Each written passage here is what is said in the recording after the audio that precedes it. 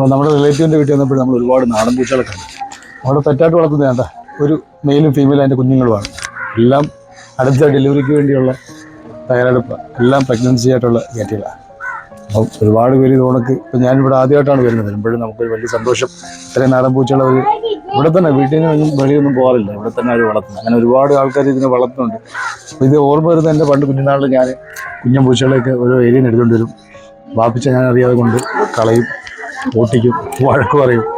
അപ്പോൾ നമ്മുടെ ആ പെറ്റ്സിനോടുള്ള സ്നേഹം ഇപ്പോഴും തുടങ്ങിയല്ലോ, കുട്ടിക്കാലം മുതൽ തുടങ്ങിയത്. അപ്പോൾ അന്ന് പൈസ ഒരു ഘടകമായിരുന്നു. ആ സമയത്ത് നമ്മൾ നാടൻ പ്രാവുകളെയൊക്കെ അമ്പലപ്രാവുകളെയൊക്കെ സ്കൂളിൽ നിന്ന് പറക്കിക്കൊണ്ട് വരിക, നാടൻ പൂച്ചയുടെ കുഞ്ഞിനെയൊക്കെ വളർത്തുക, ഇതൊക്കെയായിരുന്നു. അപ്പോൾ ഇതൊക്കെ കാണുമ്പോൾ കുറച്ച് ഓർമ്മകൾ നിങ്ങളോട് ഷെയർ ചെയ്യണമെന്ന് തോന്നി. നമുക്കിത് വല്ലാത്തൊരു ഫീലിംഗ് തന്നെ. നമ്മൾ ഇനി എത്ര രൂപ കൊടുത്ത് മേടിച്ചെന്ന് പറഞ്ഞാൽ നാടൻ പൂച്ചകളെ വളർത്തുന്ന റെയറായിട്ടുള്ള ആൾക്കാരുണ്ട്. ഇത് അത്രയും സ്നേഹമൊന്നും പേർഷ്യൻ ക്യാറ്റിനോ അല്ലെങ്കിൽ വളർത്തുന്ന ക്യാറ്റുകൾക്കൊന്നും ഉണ്ടാവില്ല.